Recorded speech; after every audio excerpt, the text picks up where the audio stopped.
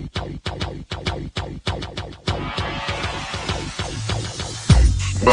to the ODDSBREAKER'S #1 place for shared, sharp betting information.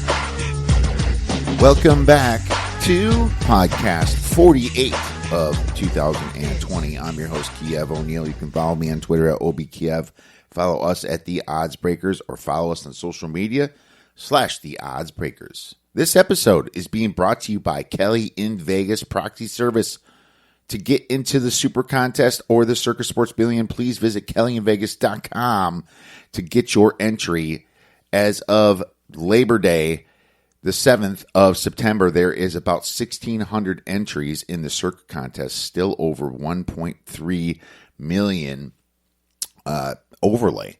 So not enough people for what they're paying out, my friends. Get over there and get signed up with Kelly. If you'd like to help us out with our costs and sponsor the podcast and the website, we would love to help you out. Please visit theoddsbreakers.com, click shop, and become a member. For $17.99 a month, you can get my plays and premium plays before the line moves. If for nothing else, please visit theoddsbreakers.com and become a free picks newsletter subscriber. Well, modified Week 1A is complete for college football. I'm going to quick recap that. And we have some NFL football starting here. This week, we have a game, the 10th. Hope your fantasy drafts are complete or close to getting complete. Great Kansas City game, Kansas City versus Houston. I do not have a side or a total in that game. I'm just going to enjoy it and hope some of my fantasy players do very well. We do have a free NFL play I'm going to give you in a few minutes. And we're going to talk a little bit about last week's college football. There wasn't much there.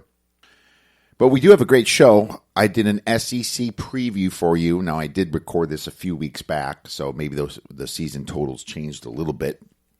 I wasn't able to release it because we had so many great guests coming on, and this kind of was a show by itself. But I did one version of it with Brian Edwards, but that unfortunately got corrupted, so I had to do another version myself. But there's still there's an extra play or so in there for you. Some good relevant information, of course, about the SEC that you're going to want to hear coming into this football season. And we're going to recap some college football here, and not huge games by any means. A couple surprises out there. South Alabama actually beat Southern Miss outright. I actually took a tiny piece of Southern Miss, didn't give it out premium, just a personal play, and lost that one, and it was down to 12. I knew South Alabama was improved. I didn't know that they were this much improved. They won outright by 11 points at Southern Miss, 32-21. So this team was so bad last year that I would almost put this as a betting spot for next week. And we can just, every week we're going to, at the end of Monday/Tuesday show, we're going to talk about betting spots like we always have. This could be a little bit of a look ahead to Tulane. Sorry, not a look ahead, a letdown to Tulane, playing on Saturday, September 12th. So keep in mind that when you're betting South Alabama. Southern Miss is a pretty bad team. The Army destroyed Middle Tennessee State, and I'm glad money came in on them early because I would have considered Middle Tennessee State as a play. They couldn't even score a point. They lost 42-0 to Army. Army, just that military academy, they go from bad to great, to bad to great, to bad to great. Every single other year, it seems. They're a good team. It's strange how that works, but either way, Middle Tennessee State couldn't stop anything. Their defense is looking quite poor. I'm going to look at it. I'm not going to overreact and just want to start fading Middle Tennessee State, but it's going to have to be a decent size overreaction for me to get on Middle Tennessee State for this coming weekend. SMU only won by 31 points, and they are 22-point favorites against Texas State. Maybe Texas State's improved a little bit, but SMU was a little bit fraudulent last year, I thought, and their game against Florida Atlantic kind of showed that. And then the next big one was Memphis versus Arkansas State. Memphis won, but didn't cover. They won by 13 points. I did try a second half over and did lose that one. But Memphis Arkansas State just couldn't score. They only scored 10 points the whole second half, 3 in the third quarter, 7 in the fourth. It was pretty pathetic, and the only reason they scored a touchdown in the fourth is because the officials gave them penalties the whole drive, it seemed. And some of them were legit, but it's just, I mean, it wasn't what Arkansas State was doing. Memphis kind of found their defense later in that game, which is something that wasn't sure is going to happen. Memphis is still my best team, I think, in the American Athletic Conference. Some people have UCF. Not me. I have Memphis as the best team in the American Athletic Conference. But we have some games this week coming to you, and we're going to have a few free plays for you when we have our later episode, our Wednesday night / Thursday morning episode with Kyle Hunter, I believe, this week. And we're going to have some college football plays for you this weekend, and probably a few more NFL as well. So excited for that. Before we get into the SEC preview, like I said, I do have a free play for you, and that is because a line changed. Chicago Bears versus the Detroit Lions. Detroit's 3-point favorite. Total on this game is 44. And this is going to sound like a homer, of course, because as you know, I'm a Bear fan. This line moved to 3, and they announced Mitch Trubisky as the starting quarterback, and that's when it happened. Who the hell was thinking that Foles was going to start anyway the first week? I mean, with no preseason games, you're just going to throw Foles out there. I factored in that -1, -1.5, having Mitch in anyway. Well, turns out now it's at 3. That's where I have to be a buyer on the Bears here. The Bears are actually a slightly better team than Lions on paper. Football Outsiders had the Bears ranked 18th from last year, and the Lions were ranked 21st. Now, I do know a lot of it was without Stafford. Stafford was injured last year, and he's coming back. But at the same time, could be a rust factor with the Lions coming in, with Matt Stafford coming back. And it's not like the Lions' defense is anywhere near where the Bears are. The Bears have that monster defense there. And you look at these coaches, Matt Patricia, he's not an offensive-minded guy, right? And at least Matt Nagy is. So you got to expect the Bears to have something to shake up. I think the Bears could lose this game by 2 points, but I also think they could win this game. You know, the 3 makes it a lot safer being a key number to play on the Bears here. Not to mention, Mitch Trubisky is playing for his football future. Literally, this is for if he's going to make money or not this whole year. But if he screws this game up, he's done. You know, he'll be lucky to be a backup if that's the case. You know, so Mitch really needs to step it up this game. You know, really. Matt Stafford himself has already made over $100 million in his NFL career. He's got that fat contract he's still living off of. You know, just desperation for the Bears here.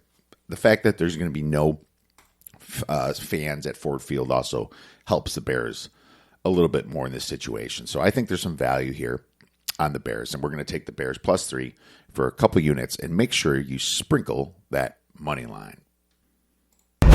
Sprinkle that shit. Let's get into our SEC college football preview.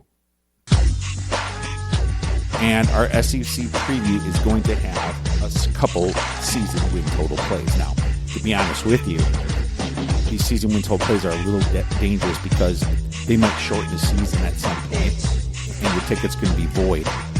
I mean, if you have something better to do with your money, then do it, you know. But at the same time, you're going to get your money back as long as they don't play that full season. There's going to be some more variance added, too. Because pretend you're on Florida, and then before Florida plays LSU at home, Kyle Trask gets it, right? Or some of their key linebackers. It's going to affect the game, right? So they might have an extra loss because of it. So you're going to need a little bit more of an edge to make these season win totals. I'm going to give you what I'm probably going to play. I haven't played them yet. I'm not even sure if I'm going to send them out premium or not. But either way, this is my outlook for the SEC. Now, the SEC is looked at as the best conference in college football. I always thought that the Big Ten was right up there with them, but looking at the Big Ten leadership, I'm losing that one. the SEC is the best conference in football, but I actually have more power-rated top 12 teams in the SEC than I have in the Big Ten anyways. Some serious talent left last year in the SEC, though. Top 2 quarterbacks, Tua Tagovailoa and Joe Burrow, were drafted as the top 2 quarterbacks, right? In the NFL. LSU lost themselves Joe Brady to the NFL, the guy that came in with the RPOs and spread and all that fun stuff we saw last year.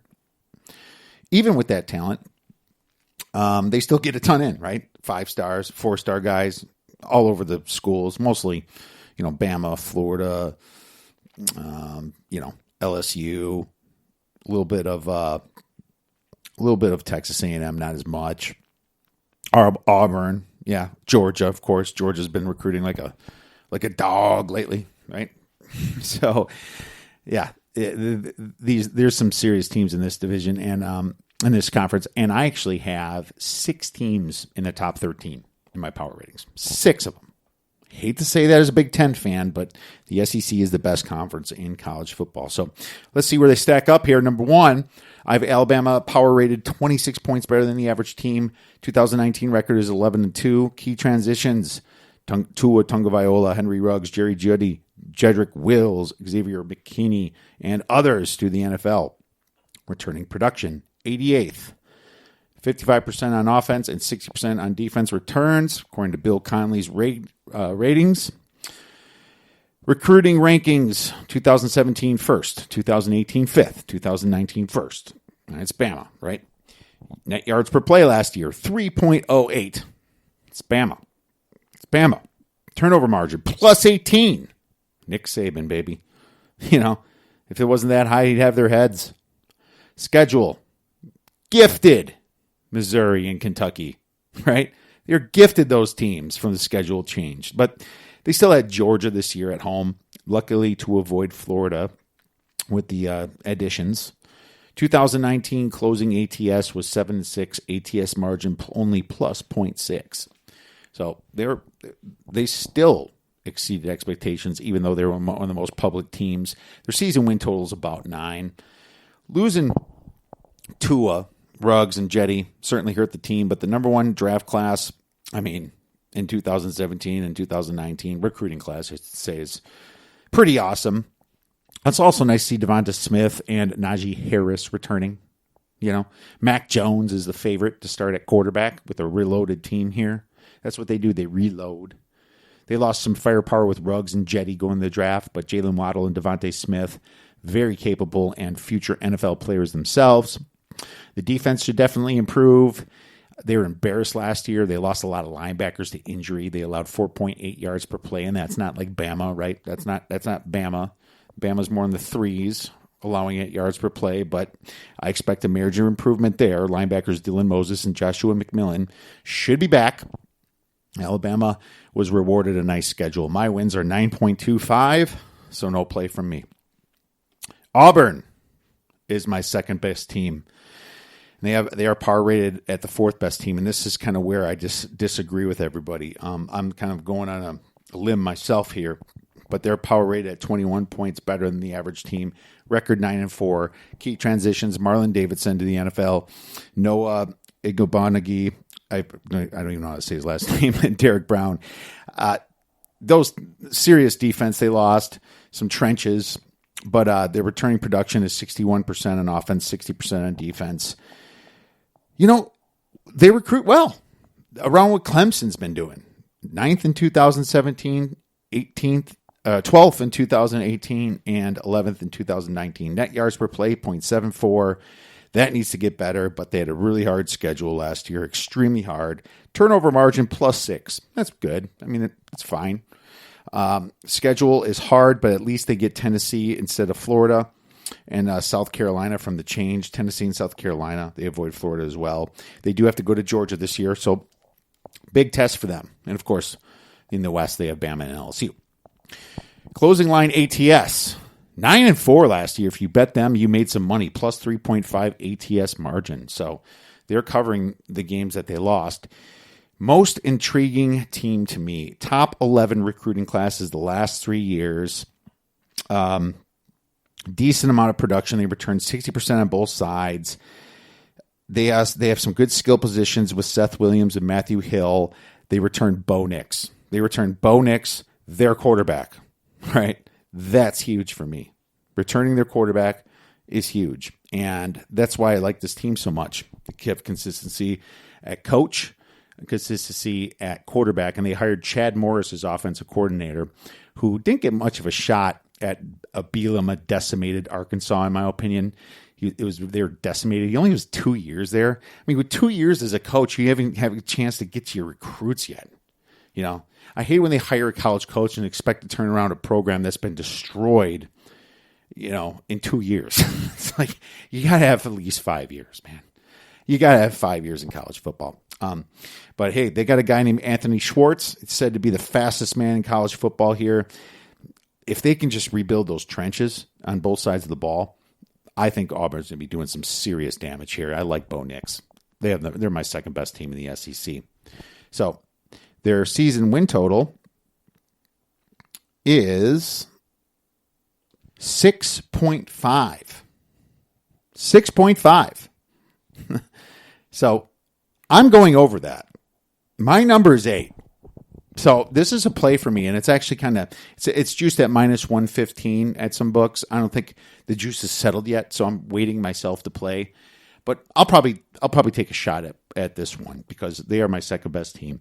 The third best team is Georgia, power rated at 20 points better than the average team, close to Auburn. 2019 record 12-2. Key transitions: Jake Fromm to the NFL.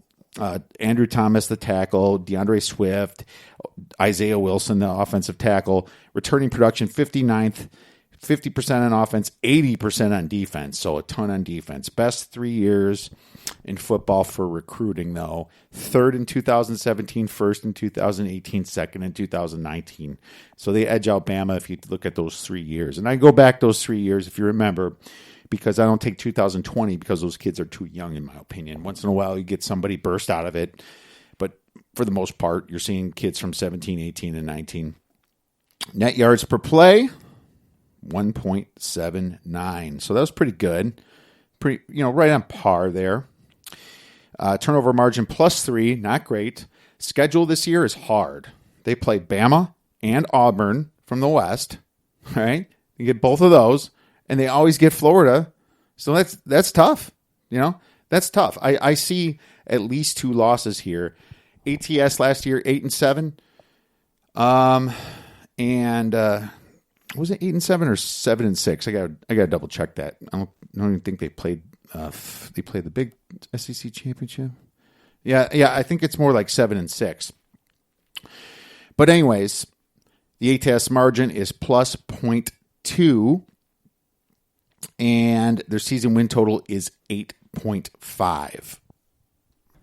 I just went back and it is 8-6 against the spread. So pretty good.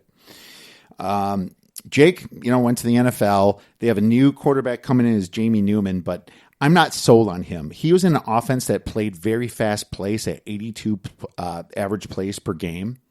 So, we'll see what happens when the SEC kind of beats them up and slows them down a little bit. JT Daniels also transferred from USC, and he's got a shot at this position too. Kirby Smart, he's decided to shake a few things up this year. He hired Todd Monken from Southern Miss. He was the coach there for a while. Hopefully he can fix the lethargic offense. But in my opinion, I'm just not sold on Jamie Newman. I'm really not. And they lost a lot of guys on offense, 2 massive tackles, and obviously DeAndre Swift. So they have an 8.5 season win total. 8.5. My play would be under because I see at least 2 losses. Alabama, Auburn, right? And they also get Florida. So that's at least 2. Plus they have a couple tricky games throughout their schedule. 8.5, 8 in the hook. Yeah, I wouldn't take under 8. That's where I'm at. I want to make money on this. I don't want to push. I'm gonna take under 8.5 if that baby's available. Number 4, we have Florida, power rated 18.5, record 11-2 from 2019. Key transitions: LaMichael Perrine, edge Jabari Zuniga, wide receiver Van Jefferson and Jonathan Greenard, the linebacker, to the pros. Returning production 61st, 63% on offense, and defense 67%. Recruiting's been in the low 30s. No, sorry, not in the low 30s. Recruiting's been good. I mean, Florida, right? They've been 2017, they were 11th. 2018 wasn't great because they switched coaches, 24th, and 2019 was 9th. So pretty good. Averages in the teens, right? So last year, their yards per play, net yards, was 1.57, which is very solid. And turnover margin +5, where it needs to be. The schedule this year is actually medium easy, right? Their schedule was a cakewalk, and then they gained Arkansas and at Texas A&M. The at Texas A&M makes it medium easy, not just easy. But there's no Bama, no Auburn. They get a rebuilt LSU at home early. And obviously, they always have the Florida-Georgia game. We always have to factor in that for being somewhat hard. 2019 ATS 8-5. You made money off them, and a massive ATS margin of +5.4. A lot of people are on Florida this year, but the season win total in Vegas is 7.5. This is a dangerous team. Great schedule. They could set themselves up for an SEC championship win. Just win the Georgia game. You're set up there. Great top 11 recruiting, for the most part in the past 4 years, except for a hiccup or two. They lost a few skill positions, but they got a couple of 5-star transfers coming in as well. Some big guys. I talked to Brian Edwards about them. He was supposed to be on the pod, but we actually lost it. That was that one podcast we lost due to some technical issues. Something got corrupted. But he did a great job explaining it to me. But getting at Texas A&M is a little tricky. But, being 7.5, I have Florida wins at 8.5. Right? I have them at 8.5. I think the Georgia one's going to be more of a toss-up here.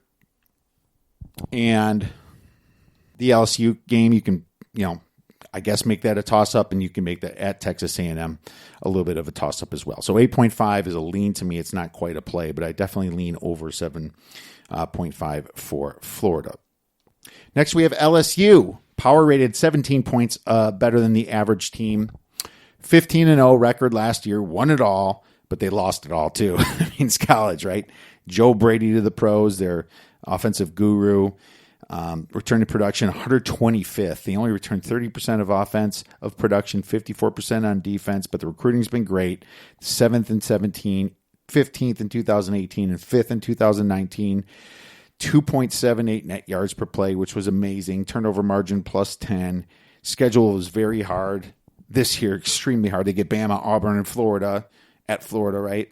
They kindly were gifted Vanderbilt and Missouri added to their schedule for the change, but their 2019 closing ATS 10-5 plus 8.1 ATS margin, scoring touchdowns like nobody's business. Their season win total, of course, is only 7 now because Vegas is low on them, and this is like the first time since 2011, I believe. I saw a Felica stat tweet out that they're not a team that won it all is not in the top 5 ranked preseason. So that's interesting. So, as you know, they lost everything. They got Steve Esminger, their offensive coordinator, has got to replicate everything Joe Brady kind of taught him when he came in that he learned from the Saints before. If they look sharp, you might want to get on them. New defensive coordinator, Bo Pelini, is going to switch them from a 4-3 to a 3-4, I'm sorry, from a 3-4 to a 4-3. He's a 4-3 guy. I'm more of a 3-4 guy. I like 3-4 better. But he's going to switch him to this 4-3. He's had success there before. I remember when he was in Nebraska, he was kind of a meathead to the team. He got in a little trouble himself there. But I've never downgraded a team 15 points and still have them in my top 10. I have LSU at 10. Massive downgrade, but they're just so much higher than any other team, 33, 34 points better than the average team. So at 17, that's pretty fair, I believe, to take them down that much. So, next team. Oh, my number is 6.5, so I lean to the under on their season wins, but I'm not going to touch it. Texas A&M, power rated 15.5 points better than the average team. 2019 record 8-5. Key transitions, none. Return production ranked 16th in all of college football. That's weird. It's like you don't have that many guys going to the pros, and you're supposed to be this big SEC team. They returned 80% of offense, 74% on defense, recruiting rankings, 13th in 2017, 17th in 2018, and 4th in 2019. I mean, recruiting's fine. 4th. That was awesome in 2019. Net yards per play was only 0.57. That's not there. That's not good. And their turnover margin last year was -6. Bad. I'm not buying into the hype for Texas A&M. A lot of people are all hyped up on them, and I'm more in fade mode. Okay, they always have a hard schedule in the West, right? Always in the SEC West. They were going to avoid both Florida and Georgia, but now they get Florida at home from the change in at Tennessee. So neither of those games are good for them. Closing line ATS 7-6. 2019 ATS margin was -1.7, so they did get beat pretty good some games. And season win total is 7. I mean, if not now, then when? Kellen Mond, you're returning as a 4-year starter here. It's time to put up or shut up. Jimbo Fisher's going to be on your ass all year. I'm more of a patient person, but the media, you can tell, is not that patient. And Jimbo Fisher is getting a lot of flack here. The returning production is great, but, I mean, these guys weren't that great to me. They weren't that great. Mond was only 20 for 9 for his touchdown to turnover interception ratio. TD to interception ratio was not good. I didn't like that. So it's kind of a wait and see for me. To be honest with you, my wins are 7 for this team. I think they do win at Tennessee, but I also think that they get beat by Alabama, they get beat by Auburn, and they get beat by Florida, right? The other ones are kind of toss-ups to me. I wouldn't say toss-ups. I think they're going to win those games, so that's why I'm not hitting it under. Maybe my win total will be around 6.5 if I relook at it, but when I did the calculation, I got them at about 7 because I'm going to give them a benefit of a doubt that maybe they do beat Florida or somebody like that. Number 7, Tennessee Volunteers. Big drop here from A&M to Tennessee. I have them only power rated at 8 points better than the average team.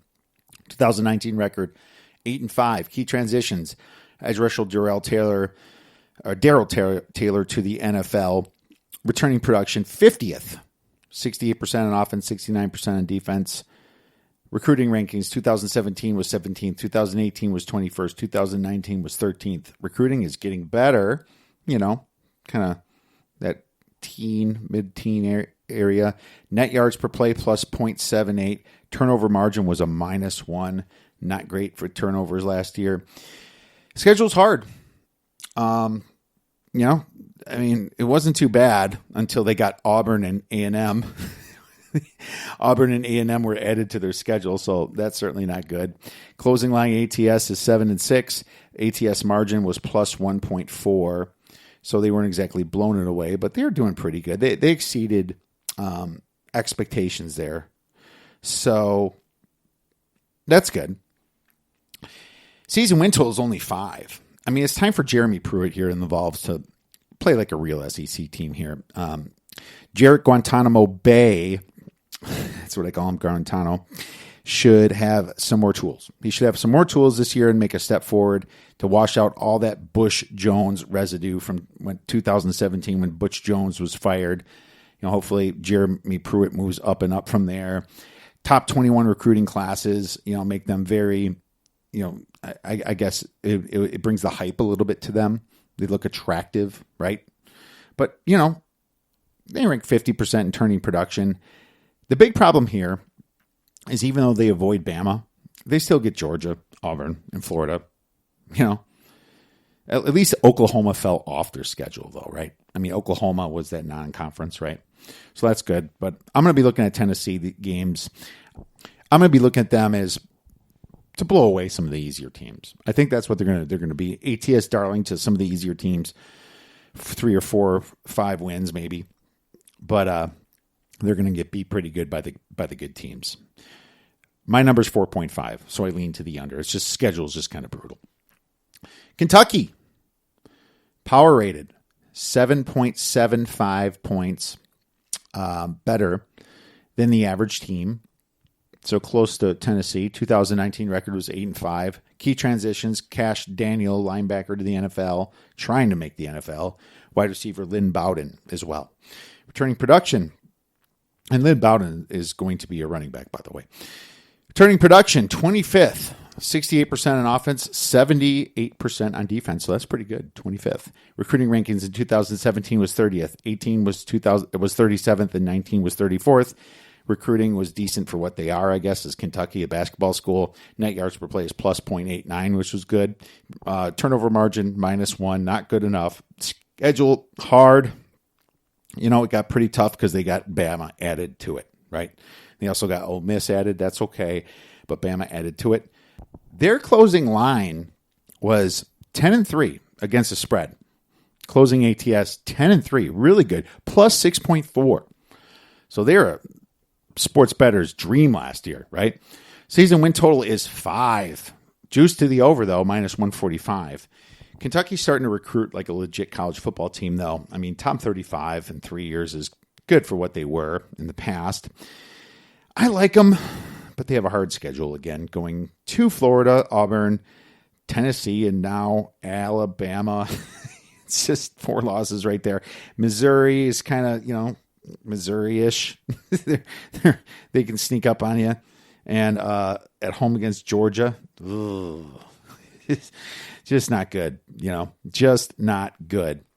I don't know how they got stuck with such a tough schedule. Poor Kentucky. If they can get some legitimate quarterback play out of Sawyer Smith or whoever's going to start, I think it's him, then I kind of like them as an ATS again from last year, but it's going to take Mark Stoops, a miracle to get this team into contention, in my opinion. But they were, the way you look at it is they're a huge step higher than they were 5 years ago, right? That's the important thing. They're going to upset someone this year. I don't know who it is, but that's just kind of my bold prediction. One of those big 4 or 5 teams, Alabama, Auburn, Georgia, Florida, one of them's going to have a hiccup. I don't know who it is, but that's kind of my prediction for Tennessee. Somebody's going to go down big. But anyways, we'll talk about that as the year moves along here at the Odds Breakers. My number is 5.5. So I think they lose those 4 games, but they have a shot at Tennessee. More of a coin flip-ish game, and the rest of them should be some wins. Number 9, South Carolina, power rated 6.75, better than the average team. 2019 was 4-8 against the spread. Key transitions, defensive tackle, Javon Kinlaw. Javon Kinlaw, he's gone. Returning production, 32nd, 72% on offense, 72% on defense. Recruiting rankings, 21st in 2017, 18th in 2018, and 21st in 2019. Standard for them. Net yards per play minus 0.35. Needs to improve this, but they also had the hardest schedule in the league last year. The hardest. They had Clemson. They had Bama. I believe they had Auburn. Georgia. Florida. They had such a hard schedule last year. Their turnover margin was +3. It could be better, but I'll forgive them for everything from that schedule last year. The schedule this year is actually medium easy. They did inherit Auburn at home and at Ole Miss, but they get to avoid Bama and A&M, I guess, from that side, and LSU, I think, too. You have to double-check that. Pretty sure. But 2019 closing ATS was 5-7. 2019 ATS margin is -1.9, so you didn't make money off them either. You lost. Season win total is 3.5, juice to the over at -130. So Ryan Helinski's coming into the season without 3 running backs and 2 key wide receivers. So that's not good. But the good news is that they only lost 1 offensive lineman. I like Helinski. I think he can make kids look better than they are. Even though his numbers didn't blow you away, he was only a freshman. I think what he did as a freshman was impressive to me. I also like their returning production on this team, ranking 32nd in the NCAA. Their defense should be solid, even with the loss of Kinlaw. They returned 7 starters, 3 out of 5 secondary, 2 out of 3 linebackers. I love the fact that they had a hard schedule last year because it kind of builds them up for this year. Would not shock me to see them upset someone either. So my wins are 3.5 on the nose, unfortunately, with that.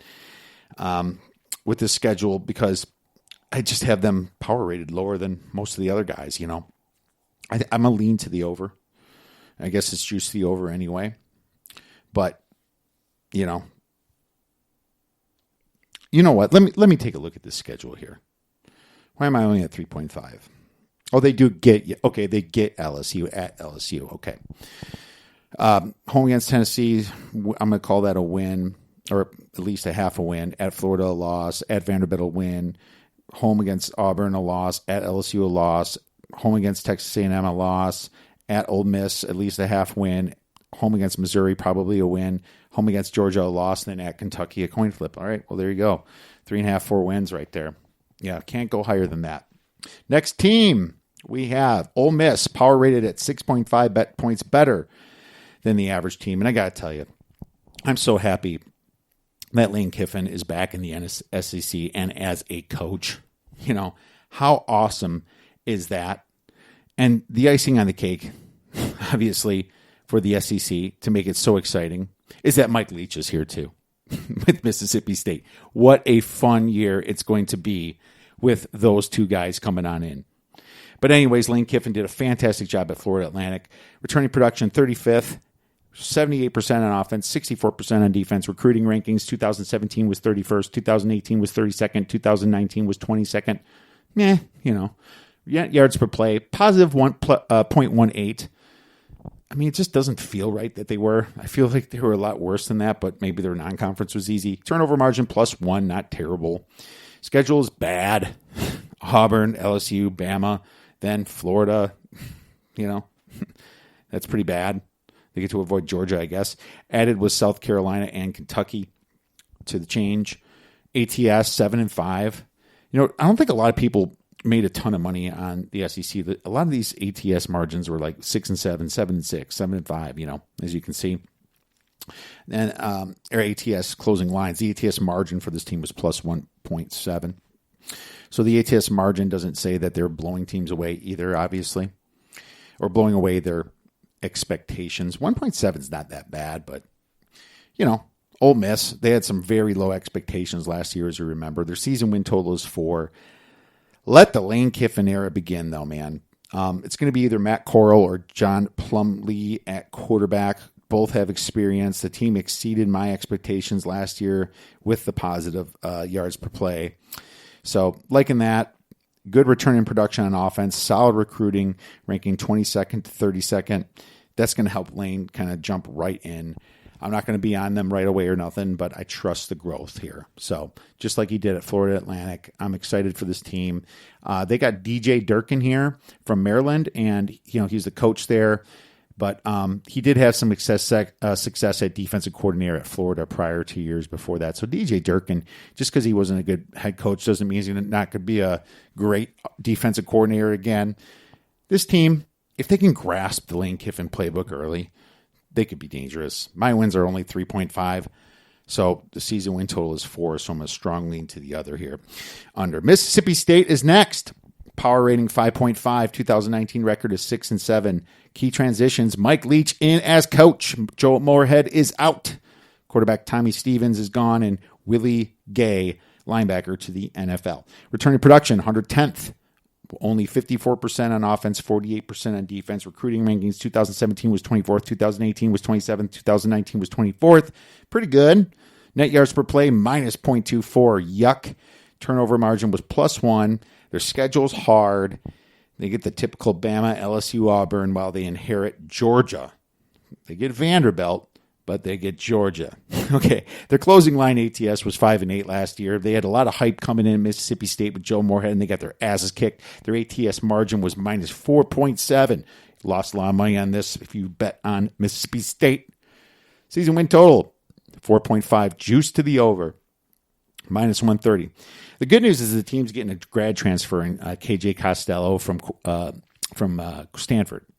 So maybe I should have mentioned that as key transitions, but that's good. The bad news is that they rank 110th in returning production. So there you go. New coach, Mike Leach, he's so much success and always beating expectations over at Washington State, and where was he at Texas Tech before that. I'd like to say it's easier said than done, but it's SEC West, man. It's tough, right? So Mississippi State did not recruit bad at all over the last few years, but I don't know.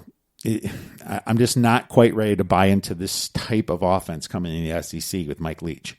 We've seen that shit try to happen in the Big Ten, the big defenses of Penn State, big defenses of Wisconsin, the big defenses of Ohio State, Iowa. You know, those teams, they shut it down pretty quickly. You saw that stuff come in, right? So forget about it.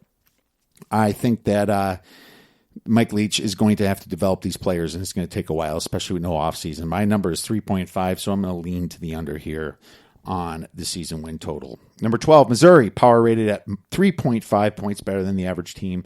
2019 record was 6-6. No key transitions, really. They didn't have that many good players last year. I don't even know if anyone made it to the NFL. Returning prediction was 100th. 43% on offense, 64% on defense. 2017 recruiting rankings was 43rd. 2018 was 43rd, and 19 was 47th. Pretty bad for an SEC Power 5 team. Net yards per play was surprisingly plus .41.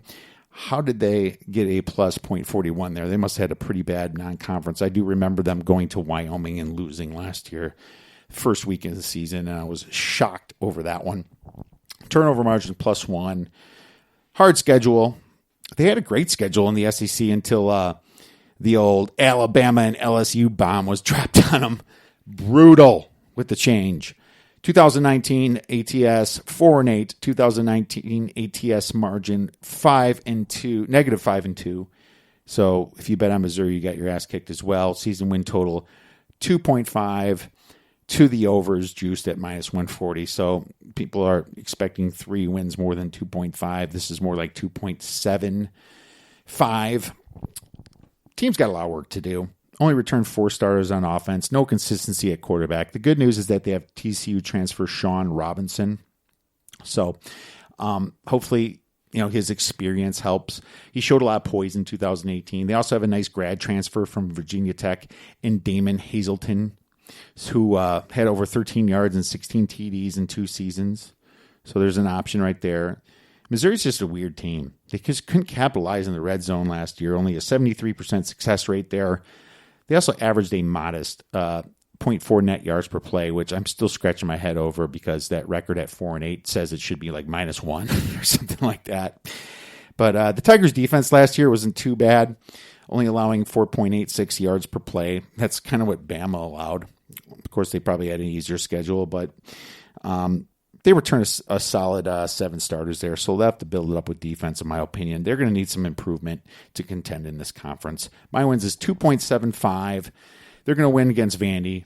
They're going to win against Arkansas at home, and they have a shot hosting Kentucky and a shot at Mississippi State to get above that 2.5 win total. So it's going to be a lean for me, 2.75. Number 13, we have Arkansas, power rated at -2. 2019 record was 2-10. Horrible. Key transitions, none really. I mean, returning production 58th, 63% on offense, 68% on defense. 2017 recruiting 27th. 2018 was 45th. 2019 was 23rd. Recruiting's okay, I guess. Net yards per play, a terrible -1.33.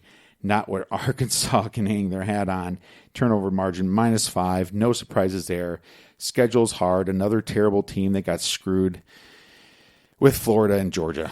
That's what they got added and be like, okay, well, let's see. We're going to bring in the East. We'll give you Florida and Georgia this year. How you like that, Arkansas? Do better. Do better is what they're saying. But that's just some bad luck there. Season win total is freaking 1. 1 game. Horrible. New coach Sam Pittman coming in after Chad Morris was quickly escorted out after only 2 years in the business. But, we'll see what Sam Pittman can do this year. He's still facing that whole Bielema thing, a debacle of players there. I don't know how you fix your team in a couple years, but, he's got a lot of experience at Georgia. So maybe that'll help Pittman there. This team, where was he at, Georgia? I think he was an offensive line guy. Let me check that. Yeah, he was offensive line coach there at Georgia, assistant head coach too. So he's got some ass kissing of Kirby Smart experience there.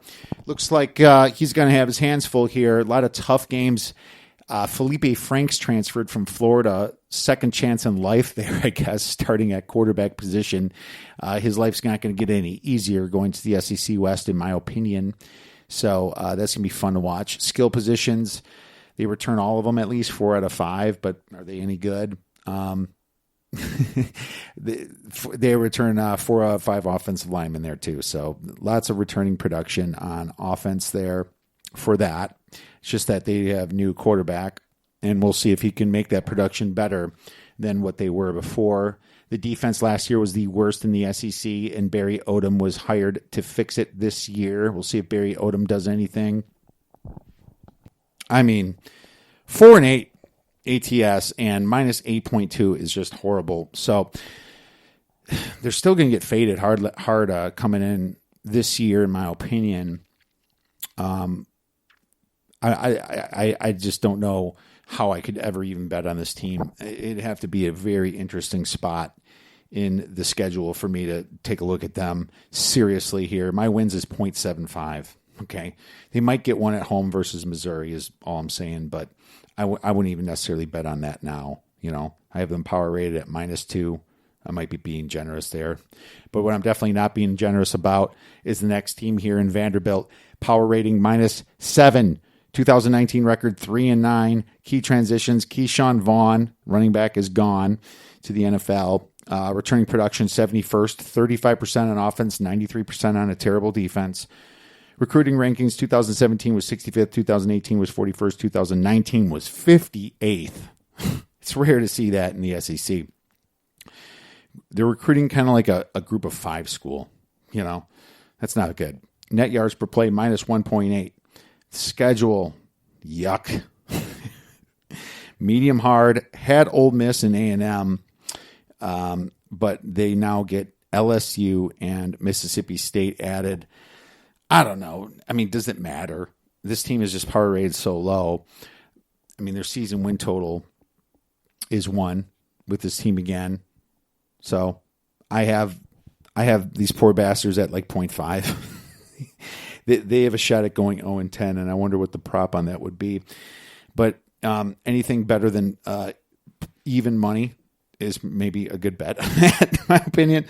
At Missouri is their only shot. Okay, at Missouri. So Missouri has the shot at winning against Vanderbilt, a better shot at home, and then Vanderbilt's got an outside shot in hell to win at Missouri here. So I feel pretty bad. Their coach is probably going to get fired, but, you know, that's just the way of the world. The biggest head scratcher to me last year with Vanderbilt is how the hell did they score 38 points versus LSU? How did that happen? Maybe it just blows my mind. I mean, LSU hanged like a 68 bomb on them or something. Can't remember. But the loss at UNLV, or at home to UNLV last year, was just the height of their demise. And Derek Mason, the coach, I'm shocked he kept his job last year. I'm shocked. All right. This team needs some serious help on defense. They hired Ted Roof, who's most known for his defense at Georgia Tech. You know, he's going to switch it to a 4-3 scheme. It might actually help them stop the run, but there's not much hope for this team, in my opinion. So God bless you, Vanderbilt. Let's see what happens. Well, there you have it. That was the SEC 2020 season preview. Didn't really recap the Kentucky Derby. Forgot about that number 18 authentic. Yeah, I was a little worried about him, but I didn't have him enough plays. It just hit my exotic play, the exacta. That's all I hit, really. If I had the number 9 horse in the third, I would have hit the trifecta, though. And that was a $1,000 mistake right there. Otherwise, the weekend was fantastic. We went 3-1 in the UFC, hit some plus money as well, and we went 2-1 on Saturday in baseball. We are on a 15-4 run in baseball. Just fantastic. Everybody, enjoy the rest of your week and go get some wins.